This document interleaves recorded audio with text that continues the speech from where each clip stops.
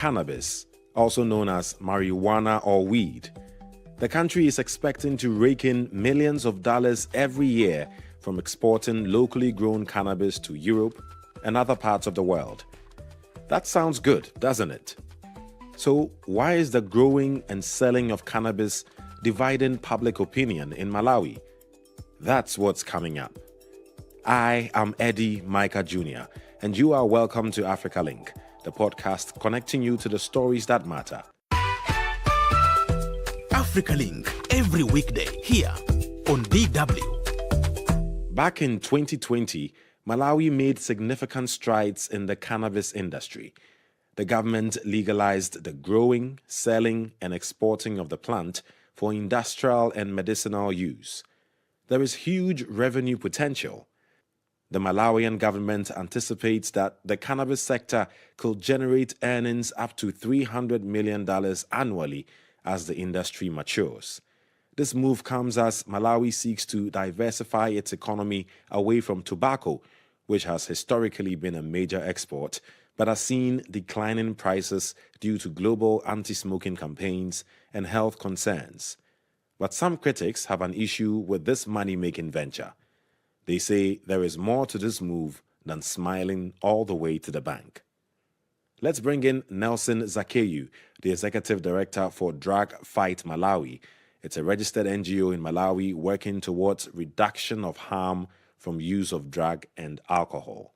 We also have Chimwemwe Padatha, our correspondent in Malawi's capital, Lilongwe. Nelson, you head the Drug Fight Malawi with the main objective of reducing drug and alcohol harm in your country.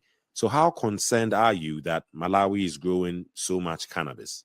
Yes, there's a concern, actually a concern from the community that there is lack of information in terms of the other side of the cannabis.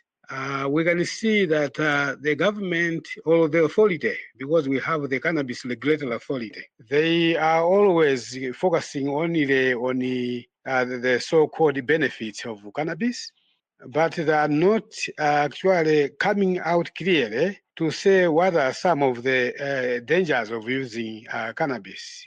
Because for your own information, Malawi has been cultivating cannabis illegally for many years. And we have also seen a lot of young people using it, and many of them have gone astray because some of them have run mad, some of them they behave unruly. Most of them they have been lost because they can not even contribute to the development of the country. They don't even manage to look for themselves. That is because of use of cannabis. So we were thinking that perhaps the government could have come out clearly to say the side of what are the dangers of using cannabis, and probably tell the community, tell the society in Malawi to say that we would like to get a lot of money from cannabis, but let's cultivate, but don't use it because it's harmful. Since they came in to say that we should be cultivating cannabis in the country, a lot of young people have started using cannabis, smoking, using it in this way and that, without even bothering what could be the consequences. Right. So basically, you have an issue with the fact that the government is trying to make money out of cannabis, but it is not doing enough to address the concerns of young people using it. I'm going to come to you now, Chimwemwe Padatha. So how big a problem is drug and substance abuse in Malawi? You've been covering the cannabis story for a while.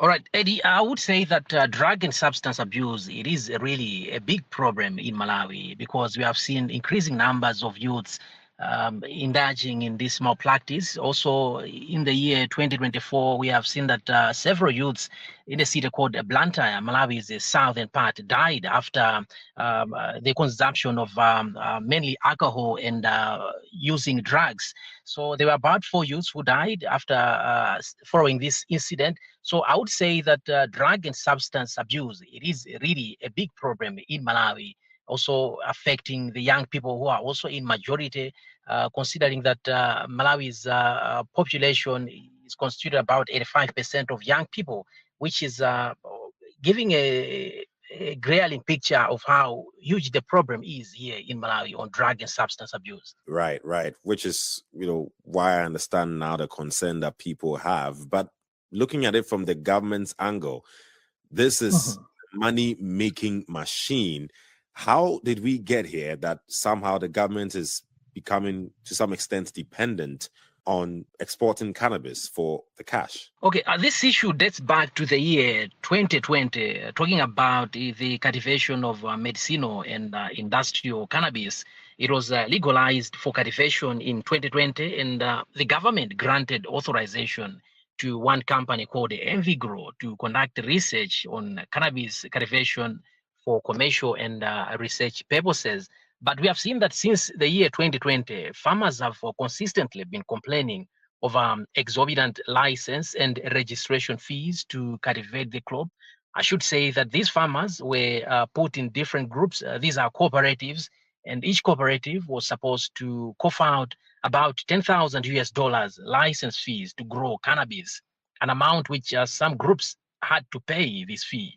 And I managed to interact with some of these farmers under a group called the Cannabis Growers Association. And this is a group that speaks behalf of the would-be cannabis farmers from different regions across Malawi.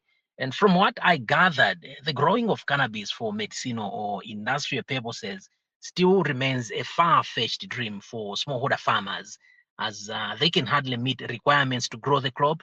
And apart from the license fees and registration, they are also supposed to buy seeds, which they say are also exorbitant.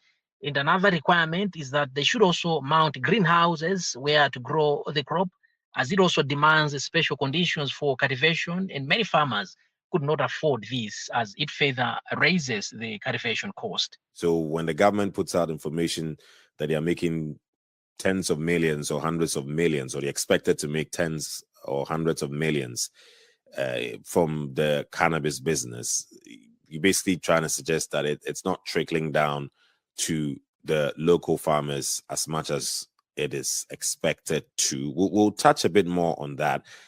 But let me come to you, Nelson, because just to be clear, you don't necessarily have a problem with Malawi growing cannabis to export for cash. The problem is that we don't think the cannabis money will benefit the majority, the poor in the rural villages. We have a good example of tobacco. Malawi depends on tobacco for foreign exchange, forex. Unfortunately, this crop have not even benefited Malawians, especially in the rural areas. We only see those in the high offices that are benefiting a lot, and including probably the government. So even if the production is trickled down to rural areas, we feel they will not benefit anything. But the results will be that a lot of young people from these poor farmers will be suffering from use of cannabis. Right. Obviously, that's a lot of your focus. The fact that you don't think it's regulated enough, an industry, and young people are abusing the drug cannabis. But you touched on tobacco, because yes, once upon a time, Malawi was dependent on revenue from tobacco. We do know that because prices have been dropping drastically, there's not much benefit coming from dealing in the business of tobacco. I think you're looking at this as dropping cannabis totally because you don't think anything good comes from it. But the government has a different opinion, Nelson. They feel that at least it's going to help boost the economy. So shouldn't we rather then be pushing for policies and ways that, it could address all your concerns? All right. I think first of all, let's focus on the basic practice, because Malawi is not idle. It's not on an island. We are in a community and the world. We should have a country that is actually doing okay economically because of cannabis. That should come in as a best practice. So the same question I posed to the minister responsible for this, not necessarily the minister, but a member of parliament who actually introduced because right now they would like to pass a bill so that we have a law in the country for the cultivation of local cannabis, not necessarily the ones which is the exotic ones, but local cannabis. So I actually asked the honorable member of parliament to give us a basic practice. Which country in the world, or in Southern Africa, or in Africa, which is doing good economically because of cannabis? He would not give us a good answer to that. So we feel, I think we still have a problem, because we don't have basic practice, an example where we should learn from. And again, because they are only focusing on one side, they are not actually telling the society on the dangers of using it. So we feel this is not a good way to get resources, to get finances. And we also have another element that we are even failing to get markets for local farmers where they can sell their local produce such as tomatoes, onions, and other crops apart from tobacco. They are not giving the society a good market. So we were saying, why can't they look for good markets for tomatoes in the country, onions, sweet potatoes, and other crops, so that we are able to get a lot of revenues instead of looking for revenues from cannabis, because cannabis is poisonous. Let me come to you, Chimwemwe, because you've been in touch with a lot of the people on the ground. From your observation, have the livelihoods of cannabis growers in Malawi improved in any way compared to the times of tobacco? I would say no, because despite the crop being a game changer for Malawi and offering an alternative to tobacco, which has not been doing well, lives of cannabis growers, mainly those who paid the license fees but never cultivated the crop, have been left destitute. Just to say that the licenses were issued with 12 months validity and expired a year after the farmers acquired these licenses. And at the moment, these farmers can no longer grow the crop, as they use the only funds they had, hoping they will grow the crop. And at the moment, they cannot be reimbursed for the cost they incurred, and majority of these farmers are no longer interested in cannabis cultivation due to the exorbitant costs, and also because they never benefited from the licenses they acquired in the year 2020. So in short, I can say that smallholder farmers are yet to benefit from the cannabis cultivation, as well as Malawians at large, unless the government gives in to calls by these farmers to reduce some of the requirements to grow the cannabis, such as the license fees. But as it is, the license fees required to grow the crop have dimmed the hopes of many of these farmers.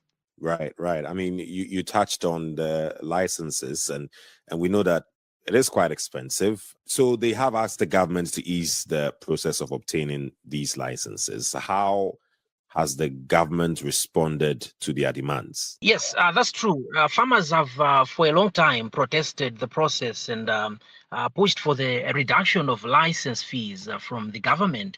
But this decision lies in the hands of the Cannabis Regulatory Authority, as it was also mentioned by Nelson, a body that was established to regulate the cannabis industry. And I managed to talk with one of the officials at the Cannabis Regulatory Authority, who mentioned that the new fees for the production of industrial cannabis have indeed been approved by the institution's board, but these new fees are yet to be gazetted by the Ministry of Justice. Unfortunately, this official could not disclose as to how much the farmers will be paying for the licenses, But this body, the Cannabis Regulatory Authority, has approved the new revised fees according to the information that I have gathered. And we are yet to know the specific figures of the reduced fees for the licenses. So who's benefiting from the cannabis business? I would say that at the moment, Malawians are not benefiting from cannabis cultivation because we are still in the infancy stages of cannabis cultivation that was earmarked as an alternative to tobacco. But that has not been the case. It is now about 4 years since cannabis cultivation was legalized in Malawi, and Malawians are yet to reap the fruits of the crop, as the country is still grappling with issues to do with licenses and registration. The company that is responsible for the cultivation of the crop, Envigro, which has also announced that it will be exporting about 1,000 kilograms of medicinal cannabis to Europe and Australia. And the money will be 1.7 billion kwacha in return, which is an equivalent about of around $1,000 million from this export. And we are just hoping that Malawians will still start benefiting from the revenue generated from the cannabis cultivation, as at the moment, the country's economy is still grappling with a shortage of foreign exchange earnings. And I'm pretty sure that large-scale cultivation of cannabis is likely to benefit Malawians through the generation of the much-needed forex. But at the moment, Malawians are yet to benefit from the cultivation. Nelson, let me come to you because at the end of the day, it doesn't seem like the government is going to scrap the cannabis business. It doesn't seem likely. It's been ongoing for 4 years, but you do have relevant concerns that you're looking out for the young people. You're looking out for the ordinary person, the farmer that is not really benefiting much. And it's just a few companies that are, basically hoarding the market and making all the gains. What exactly do you expect the government to do to make sure that there are proper systems in place? One, to take care of the health of people, knowing that abuse of cannabis is a problem, but also two, to make sure that since the business is not going anywhere, that at least people are benefiting from it the right way. What we would like the government do is, first of all, that they should be open enough to say exactly what are the consequences of using cannabis, especially when it is used by young people. We want the government to come clear. We would like even the Cannabis Regulatory Authority to come up with interventions aiming at educating young people on the use of cannabis, because what we are saying is the industrial hemp and the local cannabis look very similar. So it's very hard for young people to differentiate. And again, we would like the government to change their positions, because what we always hear from them is that cannabis is beneficial, cannabis is good. Apart from generating revenues, it is good for our own health. So we would like the government to reverse this statement to say cannabis is very bad to your health. Though we are getting revenues, but be careful, don't use it. So that's what we would like the government to come in, so that wherever young people are, they should be aware that the cannabis is not good. Because what we fear is that if teenagers start using cannabis, then they are spoiled for the whole of their lives. So that's the danger we are fearing. So we feel the government will change their positions, because yes, they are not going to probably backtrack. They are going forward with the cultivation because there's a law, but they should assist the society. They should assist the community. They should assist young people with information from them that cannabis is not good to their health. And so far as things stand, you don't see that sort of appetite from the government to do this, right? You're seeing this, if I understand you correctly, as just a means of the government making money and not caring about the other issues. Exactly, because you have been talking to them to say that they should not only look on the side of generating incomes, they should also focus on public health. But I think they are not doing that. So it's our prayer that they should change the way that they are handling all these issues. I'm going to give you an example that there are some shops in other areas, especially in the urban areas, here in Lilongwe, I think a year or 2 years ago, there was a family complaining that they bought some foods from that shop, not knowing that all foods from that shop they are mixed with cannabis. So once after buying those foods, consuming them, they started behaving strangely. So we heard there was a noise there that this was not good. So what we are saying is, wherever they want to market their products, they should let the community know exactly the products, the contents of the products, the ingredients of the products. They should not hide. That's what we are saying. Those who like to buy those products, they should be in the know. They should know exactly what products are they going to buy. Right. So that we don't want others those that do not want to consume cannabis to have it. So these are some of the examples that we would like the government or the authority to do to enable the society have evidence-based information on the cannabis use. That is wrapping up our discussion now. You are pushing for well-regulated cannabis policies, but mainly looking out for the youth so that they do not lose out on this. Nelson just addressed the issue that he's basically stuck to from the beginning, that the government should be very clear about the dangers also of abusing the cannabis and not just look at, oh, we're going to make millions out of this. That's how I want us to wrap this up. Basically, Chimwemwe, are we saying that a well-regulated cannabis policy will not only protect and save lives, but then ultimately ensure that a crop reaches the right export destinations and bring in much-needed revenue, but also will have a good impact financially on the lives of the ordinary? So, Chimwemwe, I would love your final take on this. Tell us more about what you think the government should do now to address all the challenges and not just raking in cash that does not even benefit the ordinary farmer. Okay, so I agree with what Nelson has said, because what we need now are proper policies and regulations on the sector, on the industry, to do with the cultivation of industrial and medicinal cannabis, because you would see that at the moment it is a tall order for farmers to pay the $10,000 license fees, because we are talking about smallholder farmers living in remote areas of the country where their source of income is agriculture. And the majority of Malawians live in remote areas. They live on less than $1 a day. And looking at the current cost of living, prices of commodities have gone high. It is not easy for a cooperative to produce the said amount.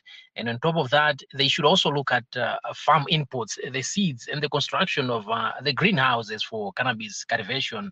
So I would say we still have a long way to go to fully transition to cannabis cultivation. We need proper policies and guidelines on this crop.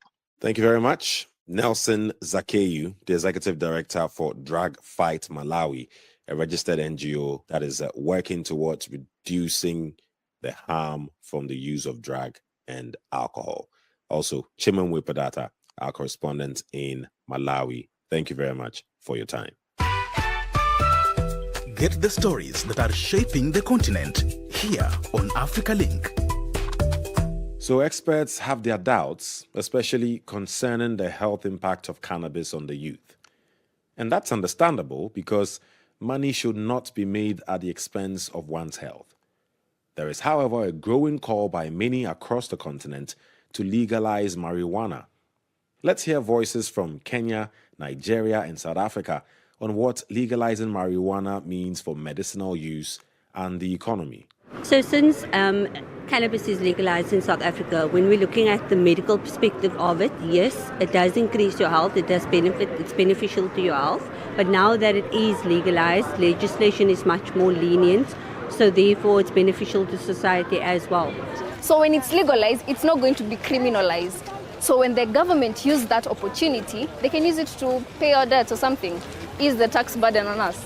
Yeah, I think marijuana should be legalized because from what we can see, it's already illegalized. I mean, everyone is doing it, but just under covers, so it's better that we should just, start making something out of it. That the poor people are benefiting and are going to benefit from the legalization of ganja, you see, because all the rich companies, they have the money and they have the facilities. I think it needs to be we put that thing clear, because there is some medicinal way and there's some way it will destroy our generation. That's how we wrap up this edition of AfricaLink. Join the conversation on our Facebook page, DW Africa. Listen to us on Spotify or wherever you get your podcasts from. Click follow so you don't miss an episode. This show was co-produced and edited by Isaac Mugabi. And I am Eddy Micah Jr. Thanks for listening.